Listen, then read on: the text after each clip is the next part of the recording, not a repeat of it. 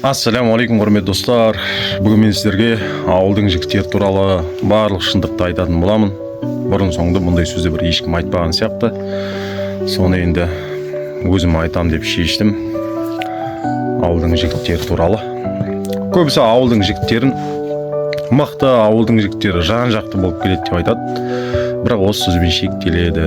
Ашып айтпайды, ешкім тереңдеп айтпайды. Тек қана жан-жақты ауылдың жігіттері мықты деп айта салады. Иә, ол рас, ауылдың жігіттері мықты, жан-жақты, бірақ мен сол сөзді тереңдеп, неге мықты, қалай жан-жақты болып келетін туралы айтатын боламын. Міндетті түрде видеоны соңына дейін тыңдаңыздар. Сіздерге ұнайды деген ойдамын. Әсіресе ауылдың адамдарына. Енді мысалға мен сіздерге мысал ретінде қаланың жігіттерін мысал келтірейін. Олар қалай болады? Қаланың жігіттері біріншіден олар көп қабатты үйде тұрады, я болмаса жер үйлерде тұруы мүмкін біреулер, бірақ көбінесе көп қабатты үйде тұрады. Тұратындар туралы айтамын. Олар ең біріншіден 11 бітіріп, мектеп бітіргеннен кейін бір мамандыққа түседі. Мамандық иесі болады, дәрігер, полиция, инженер болуы мүмкін, тағы да басқа мамандық иесі болуы мүмкін. Сол мамандықты сол мамандықпен өмірін сүріп тастауы мүмкін, көбінесе солай болады. Олар егер үйлерінде бір су кетіп қалып жатса, сантехник шақырады, көліктері бұзылып қалса, сервиске апарады, көліктің дөңгелектері жарылып қалса, шиномонтажға апарады деген сияқты сондай нәрселерге мамандарға жүгінеді. Себебі енді оларда инфраструктура бар болғандықтан маман иелеріне жүгінеді. Енді ауылдың жігіттеріне келетін болсақ, олар 11 бітірмей жатып, грузчик мамандығын алып шығады ғой. Ол қалай болады? Ол трактористке грузчик болып кіреді. Рассыпной шөп дейді, біздің кезде болды, менің кезінде. Және де тюк дейді, жаңағыдай квадрат дейді. Квадратқа кіріп, ақысына шөп, ақша алады. Ол осылай 11 бітірмей жатып, 19-11 класстарда грузчик мамандығына ие болады. Одан кейін 11 бітіреді, болмаса 9 бітіреді. Одан кейін белгілі бір мамандық иесі болады. Одан кейін ауылға келуі мүмкін. Ауылға келген кезде міндетті түрде мал шаруашылығымен айналысып, жылқы, сиыр, қой ұстайды ғой. Содан мал шаруашылығының қыр-сырларын біліп, фермер атанады ғой, фермер мамандығы болып шығады. Одан жылқы, сиыр, қой барлығын сойып, қасапшы мамандығына ие болады. Одан кейін қораны төбесін ашып, жауып, қора салып, үй салып, құрылыс мамандығы болады. Одан кейін жылқышы болады. Жылқының қыр-сырлары, оны мотоциклмен айдап, аттың құлағында ойнайды, мотоциклдің құлағында ойнайды.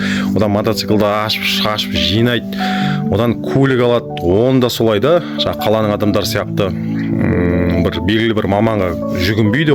Доғалақтары жарылып қалса, біздің жақта доғалақ дейді, доңғалақ дейді. Дөңгелек деп айтпайды енді. Сондықтан да дөңгелек деп айтайын енді. Көбісі дөңгелек деп айтады екен. Дөңгелекте жарылып қалса, өздері клейлеп, өздері істейді ғой, өздері шиномонтажға апармайды көбінесе. Содан не керек?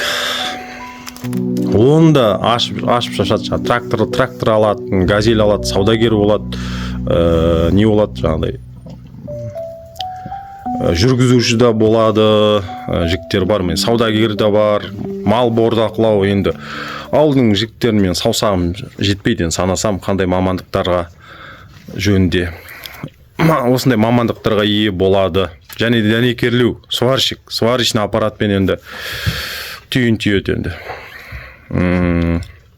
Одан кейін тағы не қалып еді? Көп енді. Мен бір мысалға келтірейін ауылдың жігіттері туралы. Ауылдың жігіттері спортшы да. Бір ағамыз бар, Қалабаев Ғани деген ағамыз. Өзі сол ауылда жүргенде мен көзіммен көрдім. Өзінің жылқысы бар. Одан бөлек қойы болды, одан бөлек сиыры болды. Солардың барлығын жайлап жүріп, отбасылы болды. Сол кезде жұмыс істеді ауылда. Одан бөлек марафоншы ғой.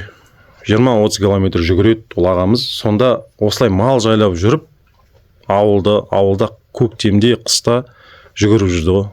Ауылдың жігіттері спортшы. былайша айтқанда респект деген сөз бар ғой қазір, кірме сөз. Ағылшыннан келді ма? Респект қой ол кісілерге. Одан бөлек көп енді менің құрдастарым бар, таныс, көрші балдар бар, бауырларым, інілерім бар. Жан жақты ғой, жан жақты. Айтатын жоқ енді. Алла Тағала тіл көзден сақтасын. Біріншіден оларды Алла Тағала береке берсін. Атын айтып түсінбей қояйын оларды. Ауылдың жігіттері, қазақтың ауылдың жігіттері мықты негізі, жан жақты. Мен тағы да айтамын, қаланың жігіттері жақсы жаман, ауылдың жігіттері мықты, я керісінше айтып жатқан жоқпын. Бір өзім де ауылдың жігіті болғаннан кейін, көбінесе осындай нәрселерді айта бермегендіктен адамдар ауылдың тек мықты, жан жақты мен шектелмей, осындай ашып, бірінші маман иесі бола алады, болып та жүр. Сондықтан да маған бір профессор айтып еді, өте керемет сөз. Ауылдың адамдары, олар профессорлар, дипломы жоқ профессорлар деп айтып еді. Мен толықтай 100% келісемін. Ауылдың адамдары, олар профессорлар. Жан жақты біледі. Малды да емдей алады олар. Мал пішеді. Ветеринария бағытында, медицина бағытында өздерінде емдей береді олар. Парацетамол мен аспирин ішіп алады, болды. Ешқандай дәрігерге жүгінбейді. Крайнем случай болмаса, жаңағыдай бір. А так олар халық емі таңдайтыс шығып кетсе, таңдайтыс да емдейді, медицина емдей алмайды таңдайтыс да. Сондықтан да біздің жақта таңдайтыс деген бар. Ақтөбе облысы Мұғалжар ауданы Бұлақты ауылында баланың таңдайтысы өсіп кетіп, соны бастырып келеді. Сондықтан да ауылдың адамдары, енді сөзім жоқ енді. Егер ауылдың адамдары болсаң, міндетті түрде тіркел, арнама, қызықты видеолар бар. Комментарийға реакцияларыңызды білдіре отырыңыздар. Сіздермен бірге ауыл әлемі арнасы.